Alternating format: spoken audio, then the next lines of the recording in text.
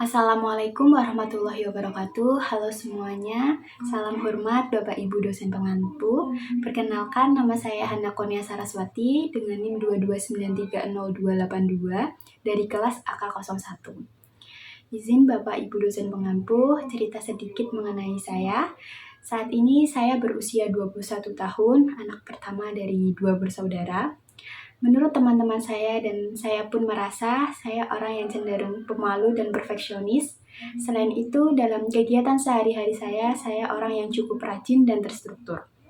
Kali ini saya ingin membawakan presentasi dengan judul Membangun Citra Diri yang Kuat dan Profesional, disertai dengan topik presentasi kali ini yaitu branding diri sendiri. Tujuan presentasi kali ini adalah untuk pemenuhan tugas ujian akhir semester mata kuliah kecakapan antarpersonal. Selain itu, tujuan yang paling penting presentasi kali ini adalah untuk memahami pentingnya personal branding, bagaimana cara kita untuk membangun citra diri yang kuat dan profesional, serta bagaimana mempromosikan diri secara tepat dan bagaimana cara kita untuk menghadapi tantangan. Masuk ke pembahasan pertama, yaitu mengenai definisi branding diri sendiri dan pentingnya branding diri sendiri dalam karir dan kehidupan pribadi. Masuk ke definisi branding diri sendiri, apa sih branding diri sendiri itu?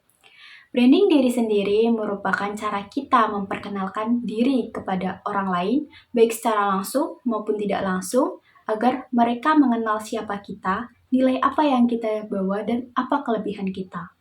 Tetapi perlu diingat, branding diri sendiri bukan tentang penampilan luar saja, tetapi tentang kepribadian kita, nilai-nilai pribadi kita yang kita tunjukkan kepada orang lain tersebut. Pada poin 2 pembahasan pertama ini, kita akan membahas mengenai pentingnya branding diri sendiri dalam karir dan kehidupan pribadi. Branding diri sendiri dalam karir dan kehidupan pribadi menjadi sangat penting karena pada dunia yang sangat kompetitif ini, kemampuan saja tidak cukup. Ada beberapa hal yang harus kita tonjolkan. Selain itu, personal branding membantu kita dalam meningkatkan kepercayaan diri. Personal branding membantu mengenali nilai, kelebihan, dan potensi diri kita.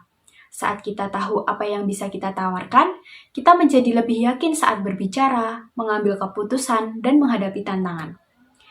Yang kedua, yaitu memperkuat reputasi agar tidak mudah diremehkan oleh orang lain. Ketika kita dapat membangun reputasi yang kuat, orang lain menilai kita sebagai pribadi yang memiliki nilai. Dengan hal itu, dapat mencegah kita diremehkan atau dipandang sebelah mata oleh orang lain. Lalu yang ketiga, dalam hal karir dapat mendapat peluang kerja yang sangat banyak, promosi, dan bahkan menarik orang lain untuk bekerja sama dengan kita. Selanjutnya yaitu pembahasan nomor 2 mengenai membangun citra diri yang kuat dan profesional.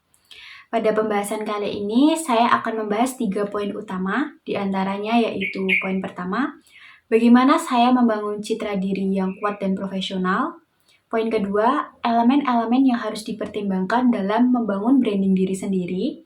Lalu yang ketiga ada strategi membangun citra diri yang kuat dan profesional.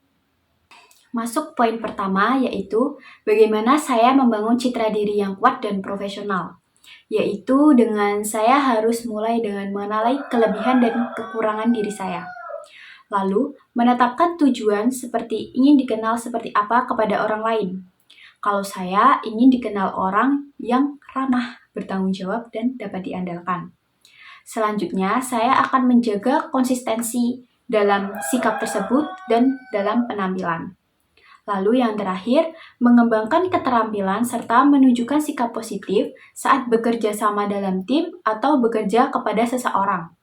Dengan hal itu, orang lain akan menilai saya sebagai individu atau orang yang profesional dan berintegritas. Selanjutnya, poin 2 mengenai elemen-elemen yang harus dipertimbangkan dalam membangun branding diri sendiri. Ada beberapa elemen. Yang pertama, nilai pribadi. Hal ini mengenai prinsip apa yang kita pegang dalam kehidupan. Saya sendiri, prinsip yang selalu saya pegang adalah selalu menjadi orang baik dan ramah, serta orang yang memanusiakan manusia. Saya yakin semua apa yang kita lakukan akan bertimbal balik kepada saya kelak. Dan jangan pernah berputus asa. Elemen yang kedua yaitu mengenai kemampuan apa yang bisa kita tonjolkan, serta mengenali kelemahan kita. Agar apa? Agar kita bisa memperbaiki apa yang salah dari kita dan apa yang lemah dari kita. Agar di kemudian hari menjadi lebih baik lagi. Selanjutnya ada elemen gaya komunikasi berkaitan dengan orang lain, apakah kita berbicara dengan sopan, terbuka, dan percaya diri. Dengan gaya komunikasi, seseorang dapat menilai bagaimana personal branding kita. Lalu ada elemen yang terakhir adalah elemen etika, juga penting dalam branding diri sendiri. Etika berkaitan dengan penampilan kita rapi atau tidak, disiplinnya kita atau tidak, bahkan tanggung jawab terhadap orang lain dan terhadap diri kita sendiri. Poin ketiga yaitu strategi membangun citra diri yang kuat dan profesional. Untuk membangun citra diri yang kuat dan profesional, terdapat beberapa strategi, yaitu yang pertama, kenali diri sendiri apa yang menjadi kelebihan dan kekurangan kita. Kedua, konsisten dalam ucapan dan tindakan. Yang ketiga, tunjukkan hasil kerja kita, baik dalam bentuk karya, pengalaman, atau testimoni dari orang lain. Yang keempat, perbaiki komunikasi dengan belajar bicara yang jelas dan percaya diri. Masuk ke pembahasan nomor 3, yaitu tentang mempromosikan diri sendiri dan meningkatkan visabilitas. Dengan 2 poin pembahasan, yaitu yang pertama, bagaimana saya mempromosikan diri sendiri dan meningkatkan visabilitas saya di organisasi. Lalu yang kedua, contoh-contoh promosi diri yang efektif. Masuk ke poin pertama, saya dapat mempromosikan diri sendiri dan meningkatkan visabilitas di organisasi dengan cara yang pertama, aktif dalam berbagai kegiatan, menunjukkan inisiatif, membagikan ide secara terbuka dan positif, lalu yang ketiga, mengambil peran sebagai koordinator tim, dan yang terakhir menjadi moderator dalam diskusi. Poin kedua mengenai contoh-contoh promosi diri yang efektif. Contoh-contohnya yaitu diantaranya yang pertama, memberikan pengalaman mungkin bisa di media sosial, lalu yang kedua, menyampaikan ide saat rapat, yang ketiga, membangun portofolio hasil kerja nyata di platform profesional, contohnya di LinkedIn. Lalu yang terakhir, kalian bisa mencoba menjadi narasumber dalam berbagai kegiatan tetapi yang positif. Dengan cara ini, orang lain akan lebih mengenal kita, potensi kita, dan lebih mengingat kontribusi apa yang kita berikan. Selain itu, contoh promosi diri yang bisa saya bagikan adalah saya cukup aktif dalam bekerja dalam tim. Biasanya saya akan menjadi koordinator yang hasil proyeknya berjalan lancar dan hasilnya memuaskan. Dengan hal itu membuat saya dikenal sebagai orang yang dapat diandalkan. Pembahasan nomor 4 yaitu tantangan dan solusi dengan 2 poin pembahasan. Yang pertama, tantangan yang mungkin dihadapi dalam membangun branding diri sendiri. Lalu yang kedua, bagaimana cara saya untuk mengatasi tantangan tersebut. Masuk ke poin pertama, tantangan yang mungkin dihadapi dalam membangun branding diri sendiri yaitu yang pertama, rasanya kurang percaya diri. Yang kedua, takut terhadap penilaian oleh orang lain. Yang ketiga, tidak tahu harus mulai dari mana dalam membangun branding diri sendiri. Yang keempat, kesulitan menjaga citra diri, terutama jika masih dalam proses penemuan jati diri. Yang kelima, hambatan dalam mempromosikan diri tanpa terkesan sombong. Selanjutnya, poin kedua yaitu bagaimana cara saya untuk menghadapi tantangan tersebut. Strategi yang saya lakukan adalah yang pertama, untuk mengatasi rasa kurangnya percaya diri, saya akan mulai dengan mengenali dan menghargai diri saya sendiri, serta berani mengambil kesempatan walaupun kesempatan itu masih kecil.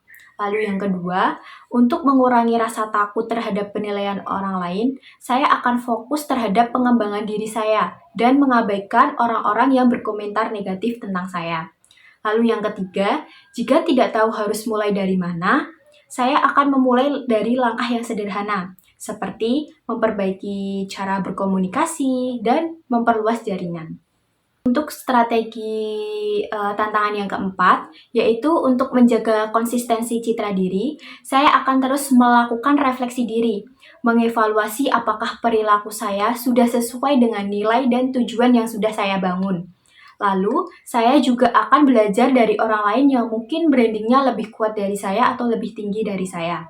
Terakhir, agar bisa mempromosikan diri tanpa terkesan sombong, saya akan melakukan berbagai cara yang mungkin caranya yang rendah hati dan objektif, yaitu dengan membagikan proses, pengalaman sebagai bentuk kontribusi. Dengan niat tulus dan cara yang tepat, branding diri bisa dibangun dengan baik tanpa menyinggung orang lain. Sebagai penutup, branding diri sendiri adalah proses penting untuk membangun citra diri yang kuat dan profesional, yang dapat membuka banyak peluang karir dan kehidupan pribadi. Dengan elemen nilai pribadi, keahlian, gaya komunikasi, dan etika, serta strategi yang tepat, kita bisa meningkatkan visibilitas dan reputasi kita. Meski ada tantangan, dengan strategi yang baik, semua itu akan bisa diatasi. Pesan saya, jangan takut menunjukkan siapa diri kalian sebenarnya, dan teruslah berusaha menjadi versi terbaik dari diri kalian sendiri. Sekian presentasi dari saya mengenai branding diri sendiri. Kurang lebihnya mohon maaf. Wassalamualaikum warahmatullahi wabarakatuh.